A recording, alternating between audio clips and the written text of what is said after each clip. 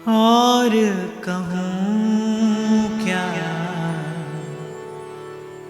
अंतर्यामी।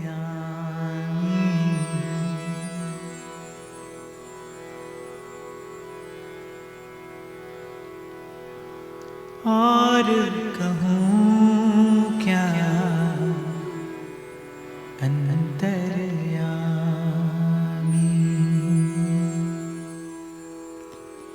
तन मन धन प्राणों के स्वामी,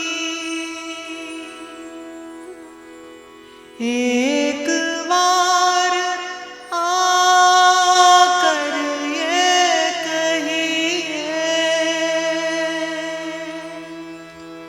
स्वीकारी बिनती स्वीकारी बिनती सुनिए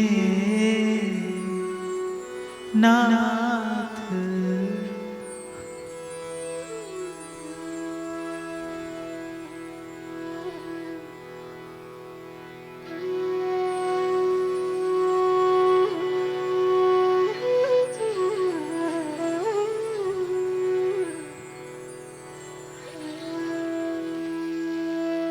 हृदयेश्वर हरि हृदय विहारी,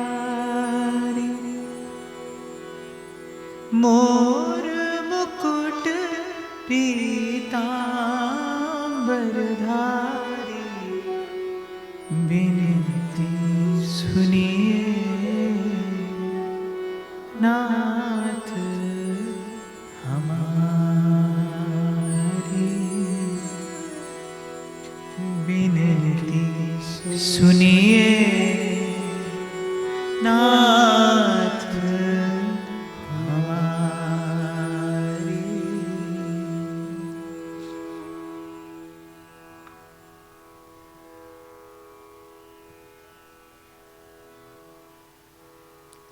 भूल, भ्रम और भय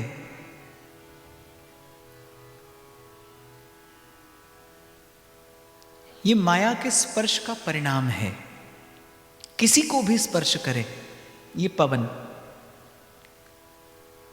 सबसे पहले भ्रम, संसार में जो भी सुख प्रतिभासित होता है वो भ्रम ही है। और जैसे बीज का विकास होता है, शाखा पत्र पुष्प, शाखा पल्लव फल फूल आदि में, ऐसे भ्रम का विस्तार होता है भूल में। और इसकी अंतिम परिणति है भय। भ्रम, भूल और भय ये माया के स्पर्श का परिणाम है।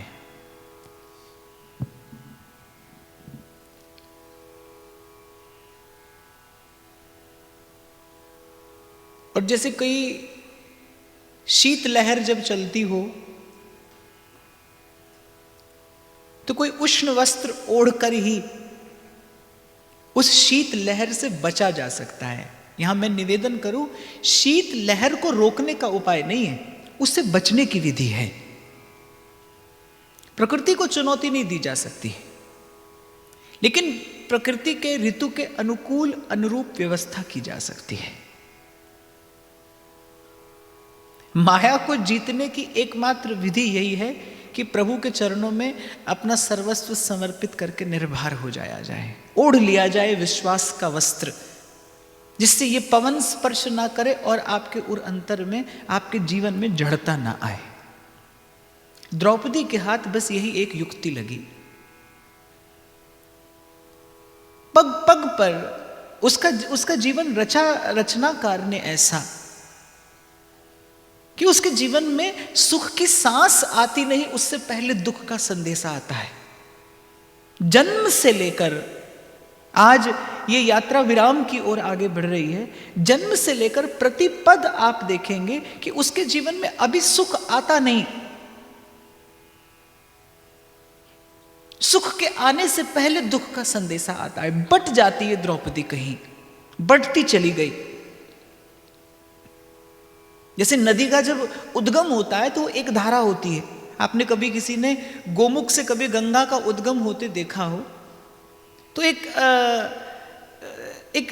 एक धारा के रूप में गंगा उद्भूत होती है गोमुख से, और फिर असंख्य धाराओं में बटती है, असंख्य धाराओं में बढ़ती है। ये गंगा का भाग्य है, क्योंकि वो गंगा है, क्योंकि उसमें किसी को तीर्थ बनाने की क्षमता है, उसमें भूमि को उर्वरक बनाने की क्षमता है।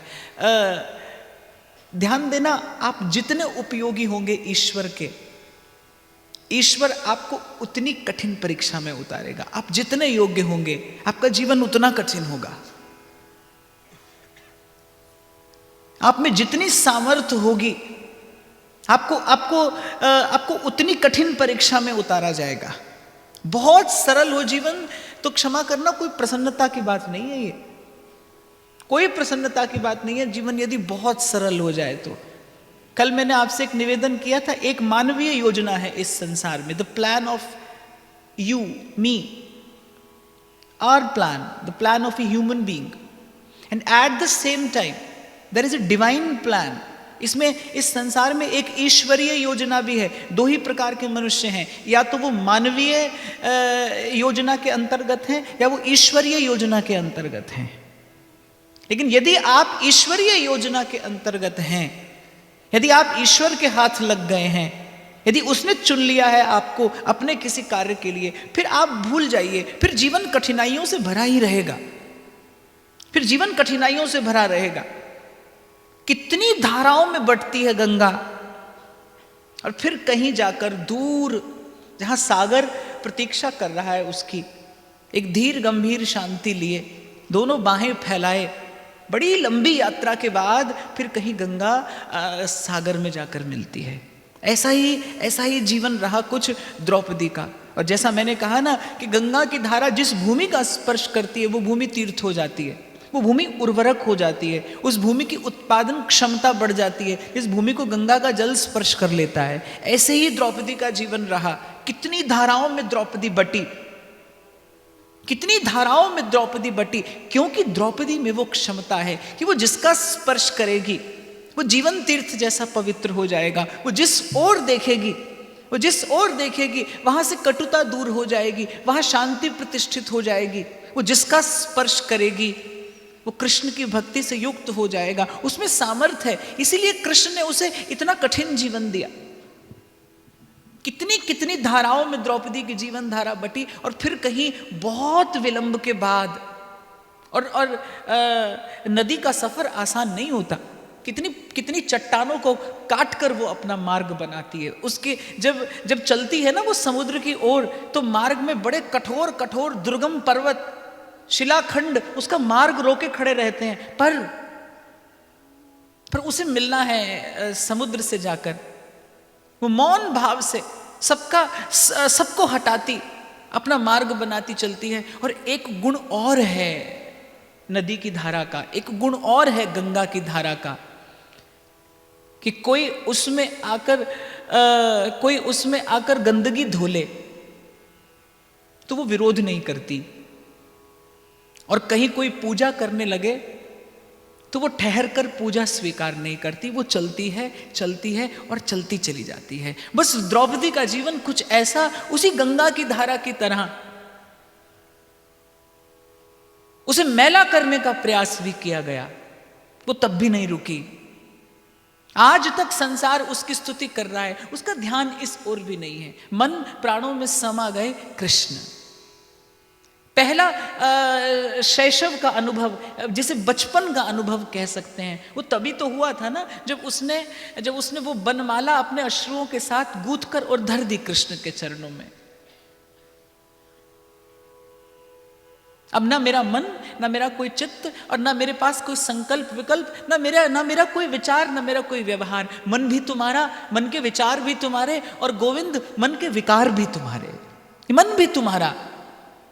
और आपको अपने छोटे से अनुभव से एक बात निवेदन करूं, प्रथम सुख की अनुभूति अगर जीवन में कोई है वैसे तो संतों की बात के बाद किसी को ये कहना शोभा नहीं देता कि संसार में सुख है। संत कहते हैं नानक दुखिया सब संसार।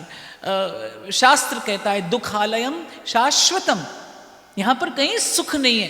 लेकिन छोटा सा अनुभव यदि मैं सुख का कहूँ तो मुझे लगता है वो वही क्षण है जिस क्षण आप अपना मन अपने इष्ट गुरु के चरणों में निवेदन करके निर्भर होते हैं। मन भी आपका, विचार भी आपके और विकार भी आपके। तुलसी बाबा कहते हैं ना, मम हृदय भवन प्रभु तोरा। और मुझे लगता है कि जन्मों से आप सब कुछ यहीं छोड़कर कहीं आगे बढ़ेंगे इस यात्रा में। केवल एक वस्तु ऐसी है जो आपका साथ कभी नहीं छोड़ती, और वो है आपका मन। आपके मन में छिपी कामनाएं, आपके मन में छिपी भावनाएं, और क्यों ना कहूँ मनुष्य होने के नाते आपके मन में छिपी वासनाएं भी। आपकी कामना, भावना, वासना जिनसे मन बना है, जिनसे मन बना है, आप जब से आपकी मेरी यात्रा आरंभ हुई है तब से बहुत लोग यहाँ मिले, बहुत छूटे, बहुत संबंध बने, बहुत संबंध टूटे, बहुत कुछ पाया, बहुत कुछ खोया। अगर कोई एक साक्षी है ना प्रथम दिन से लेकर आज तक आपकी मेरी यात्रा का, तो वो आपका मेरा मन साक्षी है। यदि मैं ये कह दूं कि आपकी मेरी संपत्ति क्या है, तो आपका मेरा मन ही आपकी मेरी संपत्ति है। और ईश्वर को जिस दिन निवेदन की जाए उस दिन अपनी यही संपत्ति की जाए। अपने मन के अतिरिक्त जो निवेदन किया जाए वो तो ईश्वर का ही है। रैदास जी महाराज एक बड़ी प्यारी बात कहते हैं, राम मैं पूजा कहा चढ़ा, हे देव क्या निवेदन करूं मैं आपके चरणों में। थनहर दूध सो बछर जुठारी, दूध बछड़े ने जूठा कर दिया। पुहुप भंवर जल मीन बिगारी, फूल को देखता हूं तो वो भंवरे का जूठा है, जल मछली ने बिगाड़ दिया। क्या निवेदन करूं आपको। राम मैं पूजा कहा चढ़ाऊं,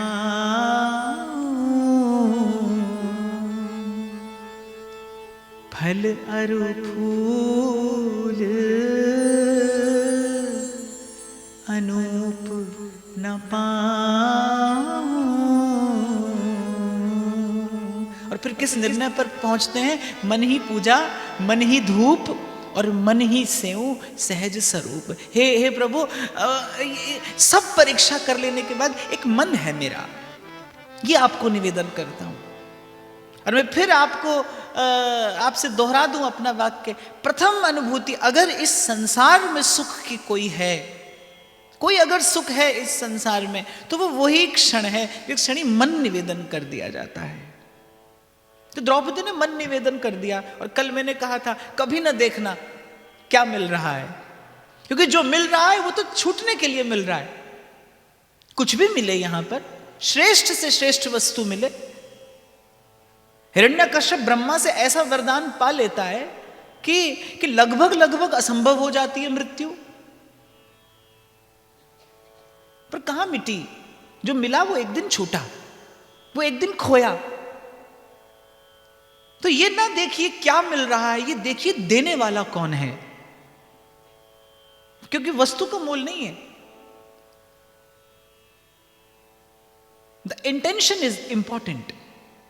आप किस भावना से देते हैं, वो भाव से ही वो वस्तु उसी प्रकार से सकारात्मक होती है या नकारात्मक भी होती है।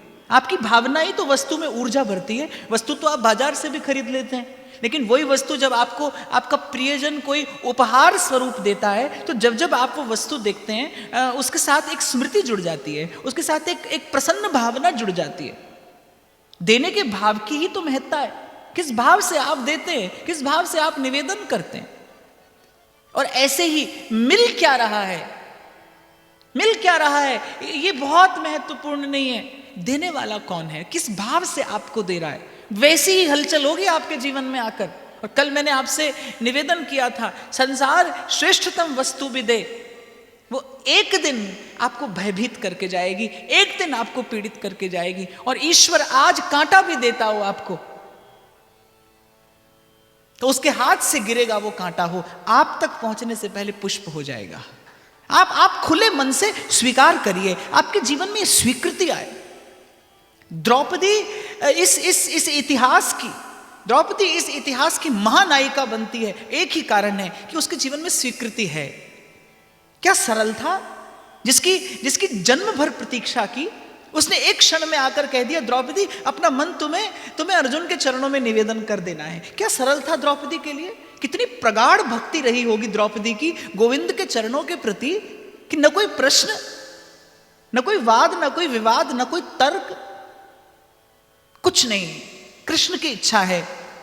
एक बार विरोध का स्वर उठा द्रौपदी के मन में कि ऐसा कैसे संभव है, कैसे मन हटा लूं इन चारों चरणों से।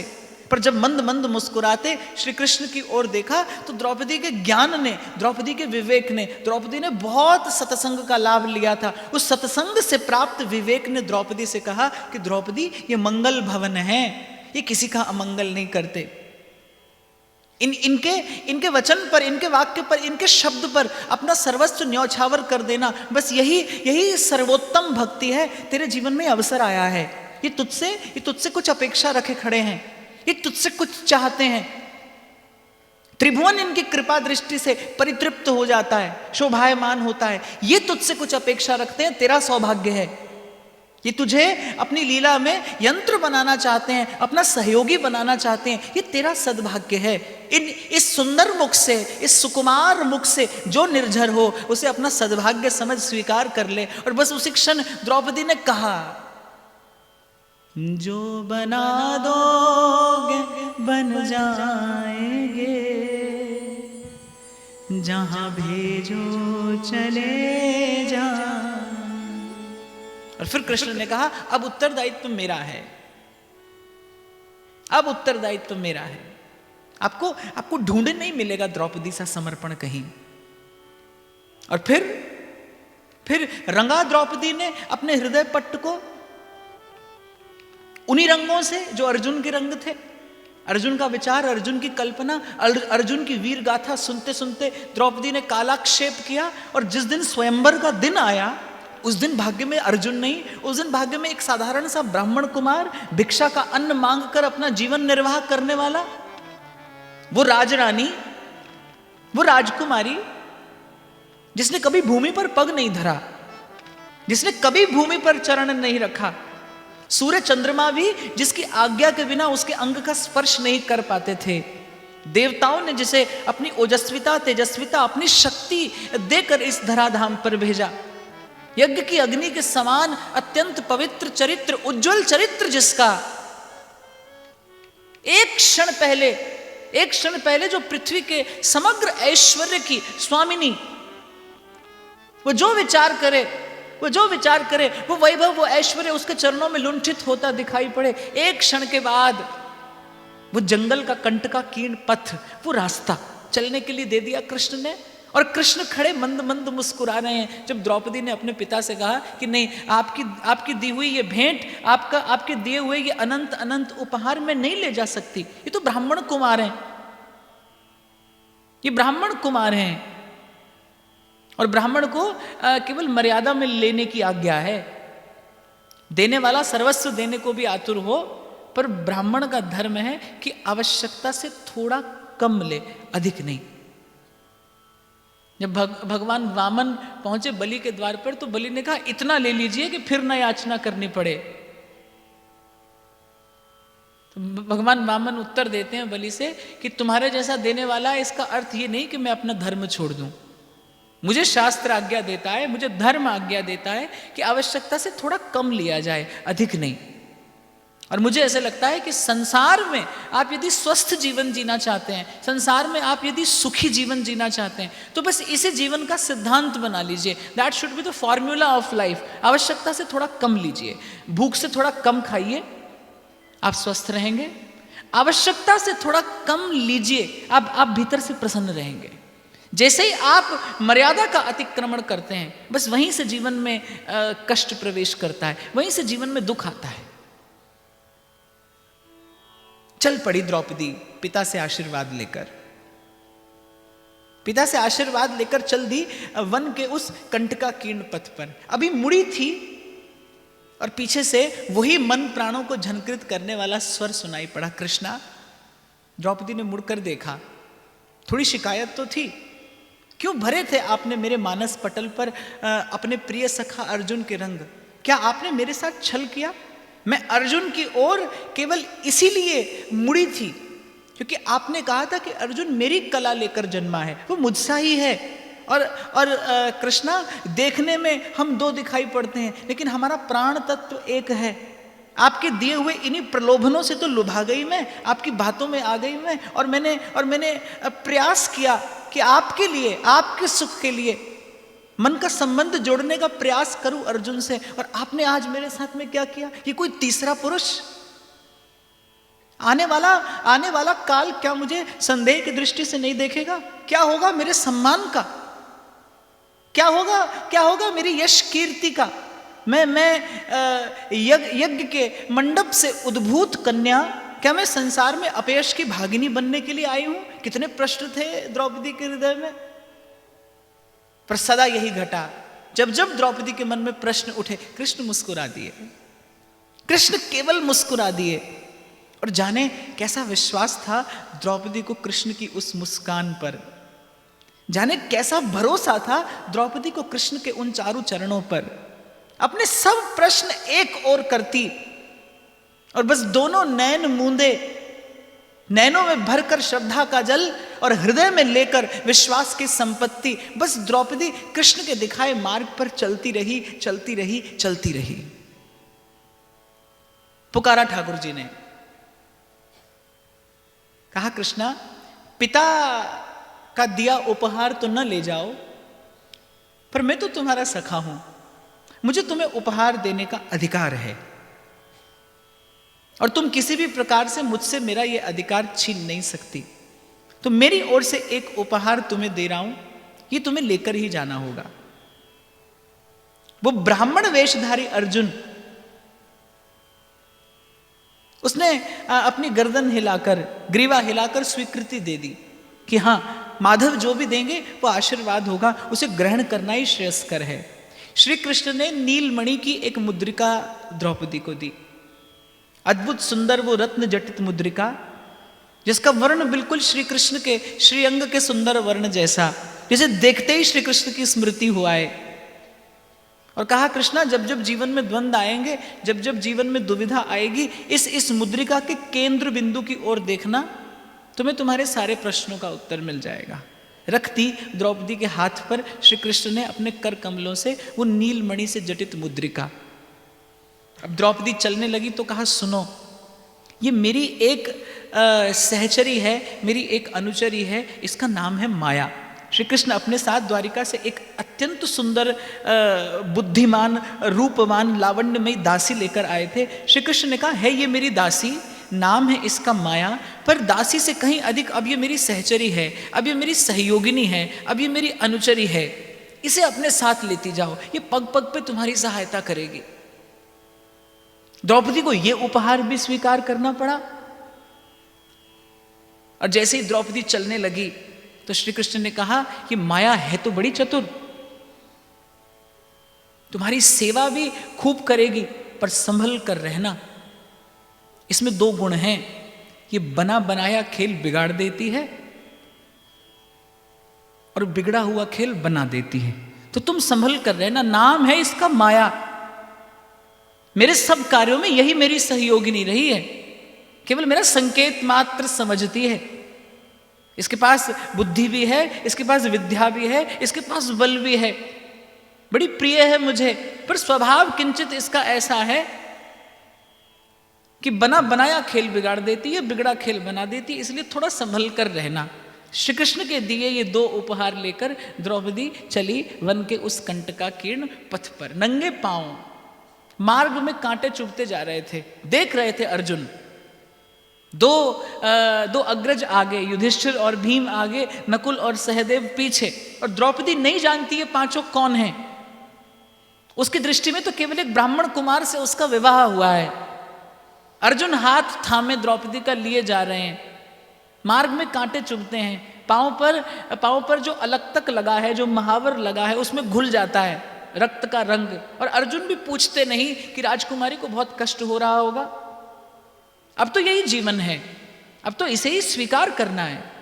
और द्रौपदी के मुख पर बड़ा अदम्य साहस है, बड़ी शांति है, बड़ी प्रसन्नता है, और हृदय में कृष्ण का प्रसाद स्वरूप दिया हुआ आत्मविश्वास है।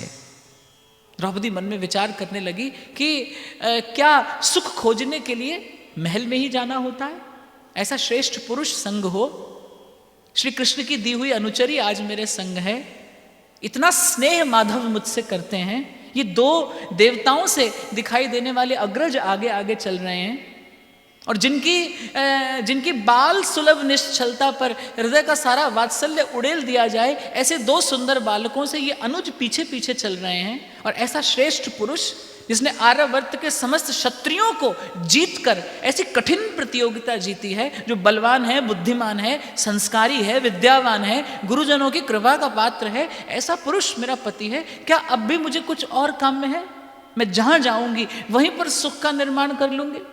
और वस्तुतः सुख का निर्माण तो कहीं मनुष्य के प्रयास से ही तो किया जाता है। मैं जहां जाऊंगी वहां पर सुख का निर्माण कर लूंगी। और बस इसी चिंतन में चलते चलते द्रौपदी पहुंची जीर्ण शीर्ण कुटिया। द्रौपदी ने कभी कल्पना नहीं की थी कि ससुराल में पहला दिन ऐसा होगा। जीर्ण शीर्ण कुटिया, जहां एक और हस्तिनापुर से लेकर आर्यावर्त के बड़े बड़े राजा आए थे द्रौपदी को जीतने, अपना समस्त राज वैभव इस राजनंदिनी पर न्यौछावर करने के लिए प्रस्तुत हुए थे सब राजा। और वहां द्रौपदी पहुंचती है कहां? उस जीर्ण शीर्ण कुटिया में, मैला कुचैला घर। ये होता है कृष्ण के भक्त के साथ, ये होता है कृष्ण के भक्त के साथ। ऐसा कहा है उन्होंने कि भाई कुछ नहीं देता मैं संसार का कोई सुख नहीं देता, संसार के सुख को तो मैं भक्त के निकट भी नहीं आने देता। और मुझे तो ऐसा लगता है कि कृष्ण भक्त के लिए संसार के सुख के मार्ग में आने वाली सबसे बड़ी बाधा कोई है तो वो स्वयं कृष्ण है। उनके रहते वो नहीं आने देते, कोई भी ऐसा छिद्र नहीं होने देते वो जीवन के पात्र में जहां से भक्ति का रस बह जाए, जहां से उनकी कृपा का रस बह जाए, जहां से भक्ति बह जाए, वो ऐसा एक भी छिद्र नहीं होने देते समर्पित जन के पात्र में। उस जीर्ण शीर्ण कुटिया में, उस टूटे फूटे घर में पहुंची द्रौपदी। अभी तक उसे खबर नहीं है मैं किसके साथ ब्याही हूं, इस ब्राह्मण कुमार के कुल का परिचय क्या है। हाँ, तेजस्वी है, तपस्वी है, मन में श्रद्धा उत्पन्न होती है अग्रजों को देखकर। युधिष्ठिर को देखकर तो द्रौपदी को लगा कि जैसे कोई देवता ही सन्मुख आकर खड़ा हो गया, जिसके सन्मुख आते ही श्रद्धा से मस्तक नत हो जाए। भीम को देखकर लगा कि यदि ये आगे आगे चलता हो तो क्या बल है किसी प्रतिकूलता में जो आकर मेरा मार्ग अवरुद्ध कर ले। द्वार खटखटाया अर्जुन ने और कहा, मां देखो आज भिक्षा में कैसी अद्भुत वस्तु लाए हैं। भिक्षाटन करने के लिए निकले थे पांचों ब्राह्मण कुमार कि माता देखो आज भिक्षा में कैसी अद्भुत वस्तु लेकर आए हैं। और माता ने भीतर से ही आदेशात्मक स्वर में उत्तर दिया कि प्रतिदिन की भांति आज भी पांचों भाई आपस में बांट लो, यही मेरी आज्ञा है। म्लान हो गया अर्जुन का मुख कि ये कैसी भूल हो गई मुझसे, ये क्या कह दिया मैंने मां से। और पांडवों का जीवन व्रत कि कभी भी अपनी जननी के शब्द को व्यर्थ नहीं जाने दिया उन्होंने। मैंने कल भी आपसे निवेदन किया था, बाप अगर आप दूर से देखेंगे ना तो पांडवों के जीवन में कोई सुख नहीं था। पांडवों के जीवन में तो कभी सुख आया ही नहीं। मुझे नहीं लगता कि इस काल क्रम में उनके जैसा कठोर जीवन, उनके जैसा कठिन जीवन कभी किसी ने जिया था। धर्म पालन के लिए कैसा कैसा त्याग, कैसा कैसा बलिदान कृष्ण ने उनसे नहीं कराया। पर इन सब के प्रसाद स्वरूप केवल एक संपत्ति उन्हें मिली कि कृष्ण ने उनका साथ एक एक क्षण के लिए नहीं छोड़ा।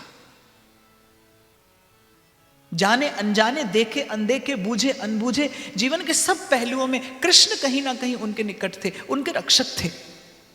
यहां मैं एक बात आप सबसे भी निवेदन करना चाहूंगा। गीता में भगवान ने स्पष्ट किया है कि यत्तदग्र विषमेव परिणामे अमृतोपम। धर्म का मार्ग सरल नहीं होता, धर्म का मार्ग सरल नहीं है, बहुत कंटकाकीर्ण मार्ग। भगवान तो कह रहे हैं विषमेव। भगवान ने तो शायद इतना कठिन कहा कि विष पीने जैसा कठिन है यदि आप धर्म के मार्ग पर चलना चाहें।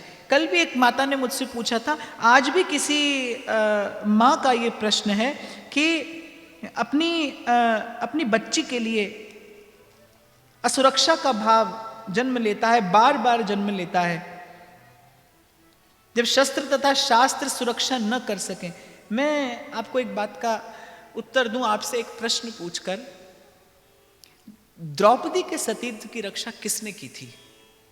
कौन था वहां?